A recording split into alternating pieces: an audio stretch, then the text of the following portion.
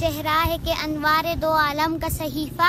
आंखें है कि बहरेन तकद्दुस के नगी हैं, माथा है कि वहदत की तजल्ली का है वर्क, आरिज है कि वल फज्र की आयत के अमी है, गेसू है कि वल लैल के बिखरे हुए साए, अबरू है कि कोसैन शबे कद्र खुले हैं, गर्दन है कि बरफर के जमी ओज सुरैया, लब सूरत याकूत शुआओं में धुले हैं, कद है कि नबुव्वत के खदो खाल का मेयार, बाजू है कि तौहीद की अजमत के अलम है, सीना है कि रमज़े दिले हस्ती का खजीना, पलकें हैं कि अल्फाज रुखे लोहो कलम है, बातें हैं कि तूबा की चटकती हुई कलियां, लहजा है कि यज़्दां की ज़बा बोल रही है, खुतबे हैं कि सावन के उमड़ते हुए बादल, किराअत है कि इसरार जहां खोल रही है,